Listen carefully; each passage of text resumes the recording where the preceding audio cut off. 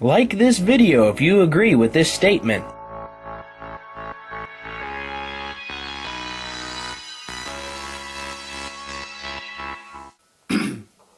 Things are really starting to go down now. Alright, RWBY episode 12. Long episode, about 7.5 minutes long. A lot to take in, a lot to digest. Just like I said in the last episode. I really gotta come up with better intros, don't I? Anyway, this episode starts out with yet another professor at Beacon Academy, Dr. Bartholomew Oobleck. And who's the voice behind Dr. Oobleck? Joel Heyman, the same guy that does the voice of Caboose. Hilarious. Now it's quite obvious that Dr. Oobleck has a little bit of energy to go around. This guy basically runs on caffeine. I mean, by the amount he was drinking through the entire episode, I'm pretty sure he took a drink of some sort every about 7 seconds. And then his entire classroom has like a conspiracy web going on, stacks of papers everywhere, overturned mugs and glasses, and it's obvious that he's a very controlled chaos kind of guy. Also, something else I noticed about his whole class office space is that there was no weapon mounted on the wall. So is he an actual hunter, or is he just a studious person who became a professor at Beacon Academy? Alright, so far we got 3 main professors at Beacon Academy, not including Professor Ozpin, because we haven't seen him in a class yet. He's really the overseer of Beacon Academy. We have Professor Port, who teaches about grim monsters, Glenda Goodwitch, who teaches combat, and now Professor Oobleck, who teaches history. During this episode, Dr. Oobleck is discussing to his class about a previous war called the Fomus War, where the Fomus class people did an uprising, and obviously that's over now, and there are some resentments carried on by that because of discrimination against Fomus, as we saw in the previous episode with Cardin and Velvet. During this discussion, we learn that Fomus have almost near perfect night vision. Now, I can only assume that that knowledge is going to be used for in the future. Maybe Velvet and her team, which are all Fomus, maybe are going to use it against Cardin or against Roman Torchwick when he attaches Beacon. Attaches? Wow. Attacks Beacon. When Roman Torchwick attacks Beacon. That's probably going to come into play. I mean, why throw out that information if it's not going to hold some sort of merit in the future? Alright, let's skip ahead a little bit to when Pyrrha wants to help Jaune with his battle training. Probably due to the fact that she has a thing for him, and probably because he is their team leader.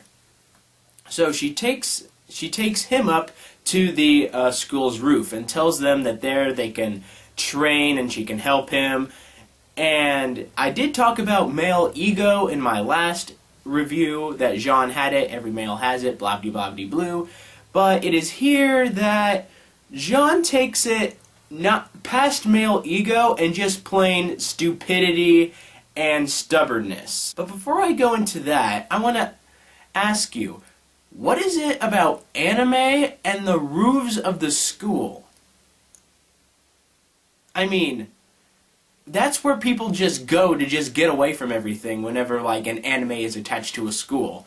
I mean, Rosario Vampire, Yu Yu Hakusho, High School of the Dead, just to name a few.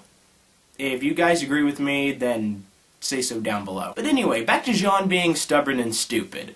Now, he believes that he has to do this all on his own, he has to get strong by himself, and that he doesn't want anyone's help.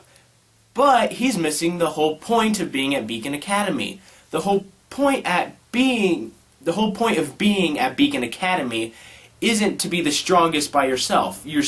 It's supposed to teach you how to work as a team. Team Jaune, your team leader of Team Juniper. When will he understand that? It's also up on the roof of the school that we learn that Jaune actually lied his way into Beacon Academy. He got hold of some fake transcripts and was able to basically lie his way into Beacon Academy. Now, my question is probably not that relevant, but I really want to know, where did he get those transcripts? I mean, maybe he got them maybe from some source attached to Roman Torchwick in some way. Probably not going to come into play in the future, but something I would like to know, and I'm going to keep in the back of my mind in future episodes. Jaune then talks about his family before him have all been warriors, and he wants to be a warrior, and that he wants to do it all on his own, blah blah blah, I'm stupid and stubborn, and you're not accepting the help from your lady friend. And it's due to this that Cardan actually overhears Jaune's spiel to Pyrrha, and so now he has that information to hold over Jaune, which is going to play out later on in future episodes. He states that Jaune is his friend, and that as long as he keeps this information, that they'll be good friends, and as long as Jaune does whatever Cardan wants.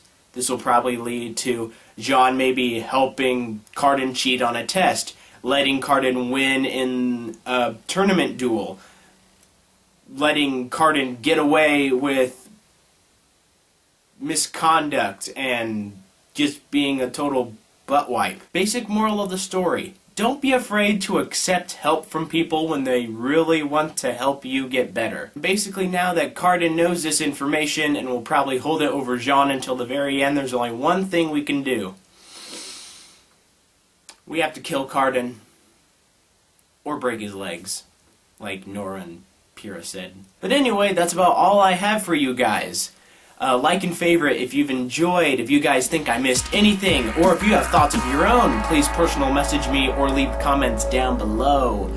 And I will see you guys next time I do one of these things. See you then. Bye!